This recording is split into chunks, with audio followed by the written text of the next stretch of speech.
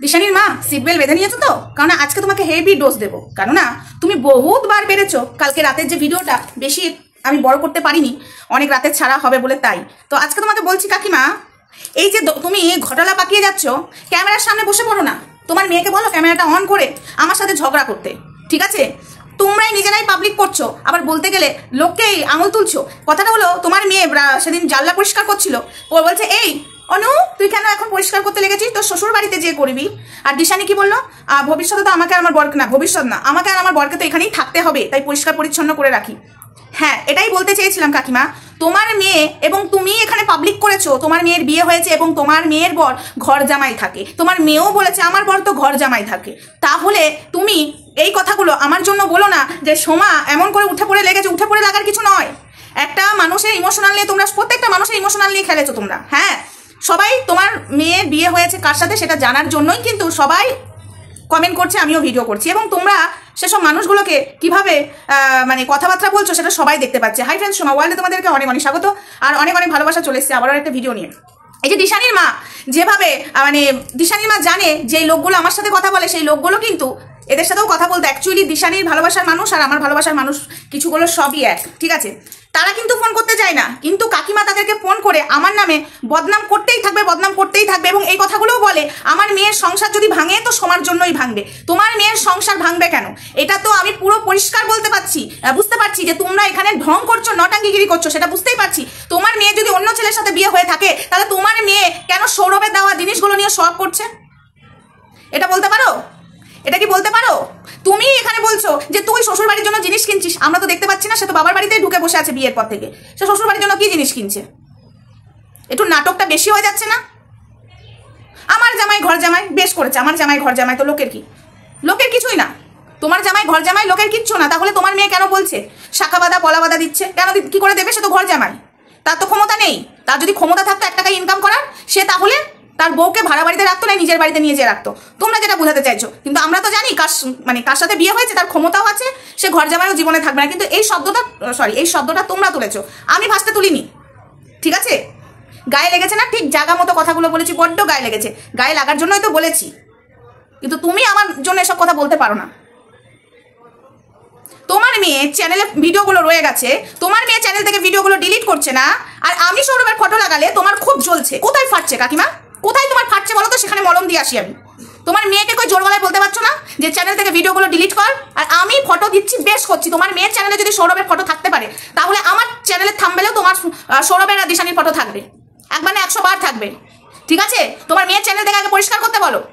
তোমার মেয়ে কেন পরিষ্কার করেনি? এই যে যেমন পাঠার সাথে কোনো লেনাদেনা নেই, পাঠার সাথে পুরো ক্লিয়ার হয়ে গেছে, পাঠার ভিডিও তোমার মেয়ে ডিলিট করে দিয়েছে, কিন্তু পাঠা করেনি, তার ফেসবুক থেকে পাঠা করেনি, সেটা দেখতেই পাই। তো যাই হোক, তো সেই বেলায় প্রবলেম হচ্ছে না? যত প্রবলেম এই সোমার জন্য না। সোমাকে তুমি মানে যা খুশি পেয়েছো, তোমাকে ভদ্রভাবে কথা বলছি বলে তুমি ভেবেছো যে সোমার নামে বদনাম করে যাবো আর সোমা হজম করে যাবে? হ্যাঁ, ন্যাকামোর একটা শেষ থাকে। আর একজন এসে আমাকে কমেন্ট করেছো, হ্যাঁ দিশানির মা কি ভিডিও করেনি কি? দিশানির মাকে নিয়ে তুমি এসব কথা বলছো? ও বাবা, ক্যামেরার সামনে না আসুক, পেছন থেকে তো নেকু নেকু করে কথা বলে। ভিডিও করুক আর না করুক, কথা তো বলে, খ্যাস মেরে মেরে তো কথা তো বলে। তো দিশানির মাকে অবশ্যই বলবো, ওটাকে কেন ছাড়বো? ওটাকে আগে বলবো। কিছু বলি না বলে তাই না তাই।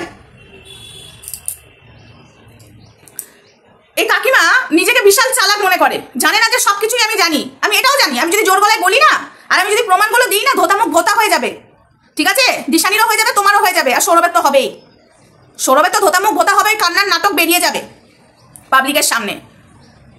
লাস্ট বার বললাম, তোমার যদি কিছু বলার থাকে কাকিমা, দিশানির মাকে বলছি, তোমার যদি কিছু আমাকে বলার থাকে, আমায় ফোন করবে, নাই ক্যামেরার সামনে বলবে। কারণ মাধ্যম ধরে চামচাগিরি করাতে বলবে না, আমি বলে দিচ্ছি, চামচাগিরি যেন না করে। আর তাদেরকে বলবেও না, তারা পছন্দ করছে না, ঠিক আছে? কিন্তু তারা ফোনটা কেন ধরে? দেখতে চাই তুমি কতটা বদনাম করতে পারো সোমার, ঠিক আছে? তারাও চুপচাপ শোনে। আবার বলো কেন এই তোমরা কিছু বলছো না? তোমরা কিছু বলো, সময় কতটা খারাপ বলো কেন গো? তাদের মুখে তোমার কথা বসাতে চাইছো কেন? তাদের মুখে তোমার কথা, তোমার মেয়ের কথা বসাতে চাইছো কেন? আমি তোমাকে ওপেন ক্যামেরাতে বলে গেলাম, আমাকে যদি কিছু বলতে হয় ফোন করবে, নয় ক্যামেরার সামনে এসে বলবে, ঠিক আছে? কারণ মাধ্যম দিয়ে নয়, নাহলে মুখোশ খুলতে কিন্তু আমার বেশিক্ষণ লাগবে না, এইটুকু বলে দিলাম, বুঝেছ? যেরকম পাঠার চামচানা অনেক কিছু করছিল, তোমার মেয়েকে নিয়ে অনেক কিছু করছিল, সেগুলোকে আচ্ছা করে ওদম দিয়ে দিয়েছিলাম কিছুদিন আগে ভিডিওতে, তারা আর ফোন করে না। এবং তোমাকে আমি বলছি, আমার ভালোবাসার মানুষগুলোকে ফোন করছো, ওরা ধরছে ঠিকই, কিন্তু তুমি এমন কিছু করো না যাতে যেটুকু সম্মান দিচ্ছি সেটুকু সম্মানও হারিয়ে ফেলো না, সেটুকু সম্মানও না পাওয়ার কাজ করো না, ঠিক আছে? ভদ্রভাবে বললাম। আজকে আমার অনেক কিছু বলার ইচ্ছা ছিল, কিন্তু আমি যদি কালকেই বসতাম ভিডিওটা করতে আরো যা তা কথা বলতাম। রাগ আমার কন্ট্রোল করে নিয়েছি, তাই ওই জন্য আমি কালকে আর বসিনি, আমি আজকে সকালে ভিডিওটা করতে বসলাম। এখন বাজছে 10টা 5, আমি জানি না কখন ভিডিওটা পাবলিক হবে, তবে ভিডিওটা পাবলিক হবে। আমি কালকে ভিডিওটা করতে পারিনি, করে রাখতে পারিনি, মাথা পুরো ফুল গরম ছিল, যা না তাই বলে দিতাম। তখন তোমরা বলতে বয়োজ্যেষ্ঠ মানুষকে বাজে কথা বলে দিলে, কিন্তু উনি সম্মান পাওয়ার যোগ্য হারাচ্ছে আমার কাছ থেকে, সম্মান পাওয়ার যোগ্য হারাচ্ছে। আমি বলেছি শ্বশুরের অন্ন ধ্বংস করছে, বড্ড গায়ে লেগে গেছে। আমি সৌরভের ফটো দিচ্ছি, বড্ড গায়ে লেগে দিচ্ছি যাচ্ছে, ওই জন্য মেয়ের সংসার ভেঙে যেতে পারে, মেয়েকে আবার বদনাম হতে পারে, এই ধরনের কথাবার্তা দিশানির মায়ের। শোনো বন্ধুরা, এই ধরনের কথাবার্তা। আরে নিজের মেয়ের চ্যানেলে সৌরভের ভিডিও, সৌরভের ফটো সব রেখে দিয়েছে, একটা ডিলিট করেনি। সেখান থেকে কিন্তু মেয়ের সংসার ভাঙতে পারে না।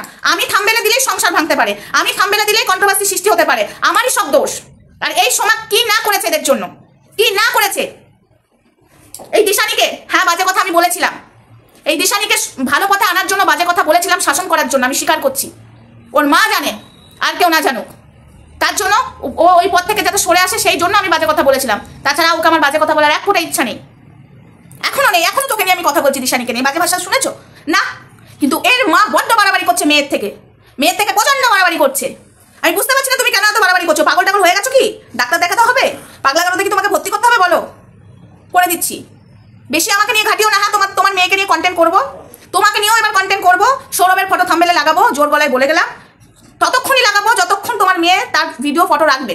যেই ডিলিট করে দেবে আমিও লাগবো না। কই পাঠার ফটো তো লাগাচ্ছি না, দেখেছো আমাকে পাঠার ফটো লাগাতে? কই লাগাচ্ছি না, তার সাথে কোনো লেনা দেনা নেই, তাই পাবলিককে বোকা বানাতে বসেছে। সবাই কপালে সি লাগিয়ে বসে আছে, তাই না? বোকা বানাতে এসো না। সবাই বুঝতে পারছে তোমার মেয়ের কার সাথে বিয়ে হয়েছে। যতই বুঝাতে চাও যে আমার মেয়ের সাথে অন্য ছেলের বিয়ে হয়েছে, সবাই বুঝতে পারছে গো, সবাই বুঝতে পারছে।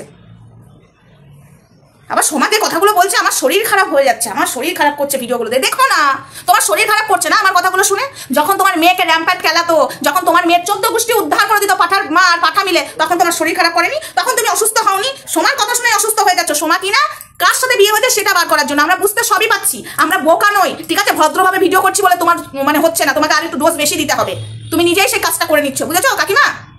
আর দিশানি শোন, তোর মাকে একটু সাবধান করতে বল। আর আমার বিষয়ে যদি কিছু বলতে হয় তাহলে তোর মাকে বলবি ফোন করতে, নাম্বার আছে, আর নয় বলবি ক্যামেরা খুলে বসতে। তোর মাকে ক্যামেরাটা খুলে দিবি, যা আছে ওপেন এখানে বলুক, সবাই জানুক। কেন বলতো? আমাকে কিছু রুলস মানতে হচ্ছে, তাই ইউটিউবের রুলস এখন অনেক হয়ে গেছে, মানতে হচ্ছে তাই। না হলে তোর মায়ের ভয়েসগুলো ওপেন এখানে আমি দেবো। একটা ভিডিও করেছিলাম ভয়েস দিয়ে, বিশ্বাস কর সেই ভিডিওটা আপলোড বসার পরে নিল না, একদমই নিচ্ছে না, একদমই নিচ্ছে না বলে আমাকে সেই ভিডিওটা ডিলিট করতে হলো। না হলে তোর মা যেসব কথাগুলো লোককে বলে বেড়াচ্ছে না, সবগুলো শোনাতাম। তো একটা কাজ কর, আমি তো শোনাতে পারছি না, ঠিক আছে? ভিডিও টু ভিডিও হলে শোনাতাম, কিন্তু একটা ওটা ফোনের রেকর্ড, ওটা এখন রুলস ইউটিউব করে দিয়েছে অনেক কিছু। তো তোর মাকে ক্যামেরা খুলে বসতে বল, আমাকে নিয়ে বলতে, নাহলে আমাকে ফোন করতে বল। আমাকে ফোন করে নিয়ে যদি কিছু বলে, ঠিক আছে, তাহলে তখনই আমি বুঝিয়ে দেবো, ফোনেই বুঝিয়ে দেবো। তারপরে দর্শককে এসে জানাবো, তার আগে জানাবো না, ঠিক আছে? তোর মাকে ফোন করতে বল, নাহলে আমি তোর মাকে ক্যামেরা খুলে দে, একদম বসিয়ে দে ক্যামেরার সামনে। যত সব নাটক, কিছু বলি না বলে সম্মান পাওয়ার যোগ্যতাটা হারিয়ে ফেলছো তুমি। অনেক সম্মান করেছি, সম্মান এবার দেখো তোমাকে কেমন সম্মান দিয়ে তোমাকে কি করে বোঝাতে হয় বোঝাবো। মেয়ের বিয়ে দিয়েছে বন্ধুরা, এই কথাটা কি করে বলে যে সোমা সৌরভের ফটো দিয়ে দিয়ে ভিডিও করছে, তাহলে তো আমার মেয়ের সংসার ভেঙে যেতে পারে। আজকে তোমরাই বলো কতটা বেইমানির কাজ করছে। ভালো ভেবেছিলাম সোমাকে, এই ধরনের কথাটা কি করে বলতে পারে? আমার সাথে যারা কথা বলে, আগে তারা দিশানির সাথেও কথা বলতো, তাদের সাথে এসব আলোচনা করছে, আর খুঁচিয়ে খুঁচিয়ে এর মা ফোন করার টাইম পাচ্ছে। যাই হোক বন্ধুরা, ভিডিওটা আপাতত এইটুকুই, বড় ভিডিও বেশি করতে পারলাম না, কারণ আমি এক্ষুনি বেরোবো। ভিডিওটা কখন আপলোড মানে পাবলিক তো হবে, রাস্তায় আমি আপলোড বসিয়ে দেবো। চলো টাটা, সবাই ভালো থেকো, সুস্থ থেকো। দেখা হচ্ছে। দিশানির মাকে আমার এখনো কম দেওয়া হলো। বিশ্বাস করো বন্ধুরা, আমি না মানে এতটা রাগ কন্ট্রোল করেছি, কালকে আমি এতটা ফেটে গেছিলাম, মানে আমি সারাক্ষণ বিড়বিড় করেছি নিজেই। আমি তোমাদের কাছে স্বীকার করছি, এত রাগ মাথায় উঠে গেছিলো, আর কি বলবো। চলো বেশি কথা আর বলবো না, দিশানির মাকে এবার বোঝাবো। এই মা আর মেয়ে মিলে না দুটোই নটাঙ্কি করছে, মানে নেকা ষষ্ঠী, কথা বলতে পারে না, যত সব। আরেকজন আমাকে বলেছো না সৌরভকে আচ্ছা করে দাও, তোমার কাছে নাটক করে কান্না করেছে, ওটাকে আচ্ছা করে দাও। ওটাকে আমি এখন কিছু বলবো না। কেন বলবো না জানো তো? অ্যাকচুয়ালি এই মা মেয়েটাই হলো নাটের গুরু পাটের শাক। একদম তোমাদেরকে আমি বলে দিলাম, নাটের গুরু পাটের শাক এই মা আর মেয়ে, এই দুটোকে আগে ধোবো। আর ওটাকে তো অবশ্যই ধোবো। কেন তো? কখন ধোবো বলো তো? ওটাকে সময় আছে, আমি সময়ের অপেক্ষা করি, সব সময় সময়ের অপেক্ষা করি। আর আমার এই যে এই দিমাগটা না খুব আগে চলে। আমি কল্পনা করে রেখেছি ওটাকে কখন আমি ধোবো, কারণ সামনে তো ওটা আসবেই, ওই দিশানির চ্যানেলের মাধ্যমেই আসবে, তখন ওই কান্নার আর এই যে ওর আমি দিতে পারবো নাকি আমি জানি না, কারণ রুলস আছে ইউটিউবের। তারপরে তখন দেবে কি করে ধোবো ওকে আমি, সেটা তোমরা দেখে নিও। ওই সোমা বলে গেল, টাইম আছে, সময় আছে, অপেক্ষা করো। ওটাকে তো ছাড় যাবে না, ওটাকে আমি এখন ছেড়ে দিলাম, এখন মানে কিছু দিনের জন্য ছেড়ে দিলাম, যতক্ষণ না আসছে সামনে জামাই সেজে আমি হাজির হয়েছি, কি কি উপহার পাবো লিস্ট করেছি, হ্যাঁ দেখাবো তখন। চলো টাটা।